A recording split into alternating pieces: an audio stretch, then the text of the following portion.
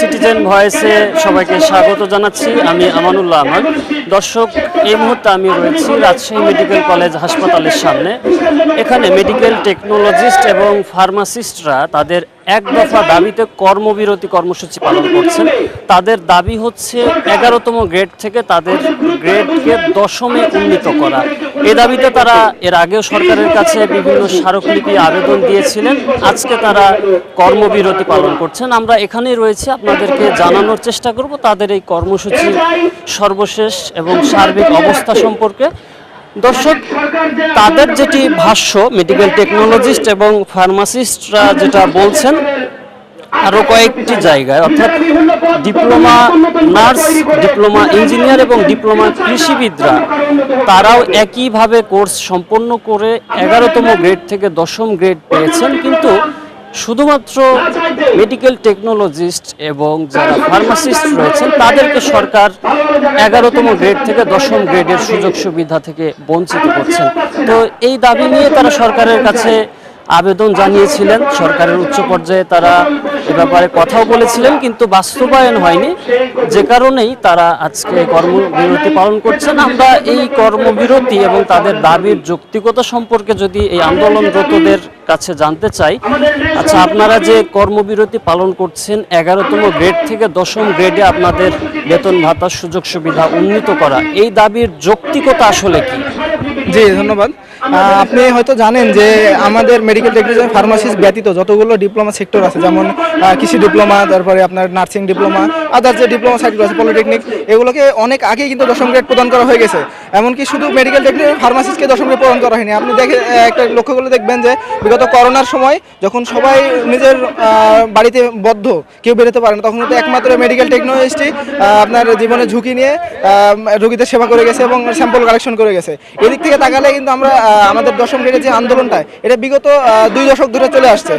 তো তখন থেকে আমাদেরকে আশ্বাস দেওয়া হয়েছে যে আপনাদের 10ম গ্রেডটা বাস্তবায়ন হবে, কিন্তু এখন আমাদের পিঠ দেওয়ালে ঠিক গেছে। আমরা দেখছি যে আমাদের কর্মবিরতি কর্মসূচি ছাড়া আমাদের দাবিটা পূরণ করা সম্ভব নয়। সেই দাবি উপলক্ষে আর কি গত 30 তারিখে আমরা 2 ঘন্টা কর্মবিরতি পালন করছি এবং আজকে আমরা অর্ধ দিবস কর্মবিরতি পালন করছি। এবং আমাদের দাবি যদি এরপরও না মানা হয়, সেক্ষেত্রে আমরা কালকে থেকে পূর্ণ দিবস এবং তারপর দিন থেকে টানা শাটডাউন কর্মসূচি পালন করবো ইনশাল্লাহ।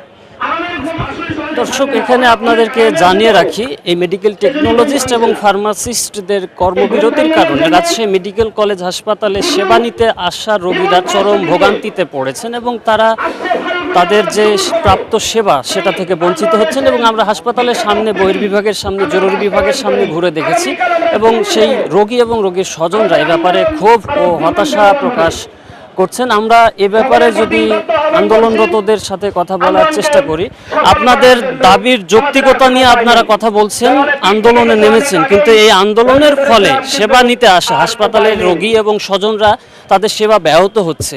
তো তাদেরকে ভোগান্তিতে ফেলে বা সেবা ব্যাহত করে এই আন্দোলন করাটা কতটা যৌক্তিক? আসলে এই আন্দোলনটা আমাদের আজকের না।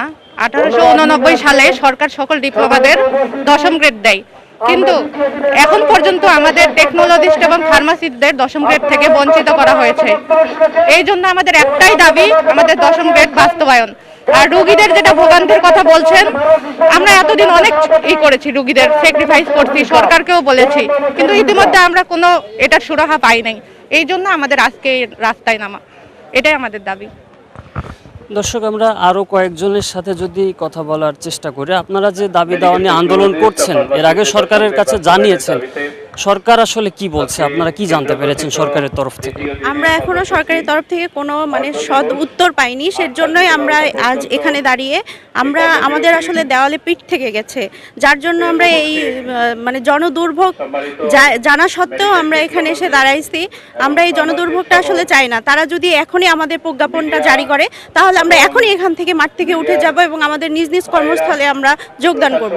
শুধু তাই না, আমরা কিন্তু বিগত দিনগুলোতে যে করোনা করোনা মহামারী ছিল, সেই সময় আমরা কিন্তু নিষ্ঠার সাথে দায়িত্ব পালন করছি। একটা ডাক্তার বা নার্স তারা কিন্তু এটা বুঝতে পারছে না যে একজন টেকনোলজিস্ট না হলে তাদের এই সুচিকিৎসা সেটাই কিন্তু অচল। কারণ আমরা সুচিকিৎসা তখনই একটা ডাক্তার দিতে পারবে যখন আমরা তাদের চিকিৎসার মানে বিষয়টা তাদের প্রকাশ্যে আনতে পারবো। কারণ আমরা যদি রোগ নির্ণয় না করে ধরাই দিই, তারা কিন্তু সুষ্ঠু চিকিৎসা দিতে পারবে না। তাই আমাদের একটাই দাবি, আমাদের 10ম গ্রেড দিয়ে আমাদের অধিকারটা আদায় করার সুযোগ দিক। আমরা আমাদের দাবিকে অধিকার হিসেবে চাই। আমাদের এক দফা এক দাবি, 10ম গ্রেড আমরা প্রজ্ঞাপন চাই। দর্শক, আমরা আরো কয়েকজনের সাথে যদি কথা বলার চেষ্টা করি যারা এই কর্মসূচিতে রাজশাহী মেডিকেল কলেজ হাসপাতালের সামনে এই কর্মসূচিতে নেতৃত্ব দিচ্ছেন, তাদের সাথে যদি আমরা কথা বলার চেষ্টা করি, আপনারা যে দাবিতে কর্মসূচি পালন করছেন, এই দাবি যদি সরকার বাস্তবায়ন না করে আপনাদের পরবর্তী পদক্ষেপ কি হবে? আমাদের আজকে দ্বিতীয় দিন, প্রথম দিন আমাদের 2 ঘন্টার কর্মবিরতি ছিল, নেক্সট টাইমে আমাদের 4 দিনের 4 ঘন্টার আর কি। এর থার্ড টাইম আমাদের কমপ্লিট শাটডাউনের আছে পরের দিন, কালকে 4 তারিখের। যদি না হয় তাহলে আমরা ঘরে ফিরবো না, আমরা রাস্তায় থেকে যাব। আমরা আমাদের দাবি পূরণ না হওয়া পর্যন্ত আমরা আমাদের কর্মসংস্থানে, আমাদের কলেজে কোনো জায়গায় মানে ফেরত যাব না, আমাদের দাবি বাস্তবায়ন না হওয়া পর্যন্ত। দর্শক, আমরা কথা বলছিলাম মেডিকেল টেকনোলজিস্ট এবং ফার্মাসিস্ট যারা আন্দোলন করছেন 10ম থেকে 11তম গ্রেড বাস্তবায়নের দাবিতে। আমরা আরও একটু যদি কথা বলার চেষ্টা করি, আপনাদের যে দাবি দেওয়া সরকারের কাছে উত্থাপন করেছেন, সরকারের সাথে যোগাযোগও করেছেন, সরকার আসলে কি বলছে? সরকার এখন পর্যন্ত কোনো কিছু আমাদের জানায় নাই। এখন পর্যন্ত আমরা কোনো মানে নিউজ পাই নাই যে সরকার যে আমাদের সদয় কি ভালো কি মন্দ, কোনো কিছু আমরা এখনো পাই নাই।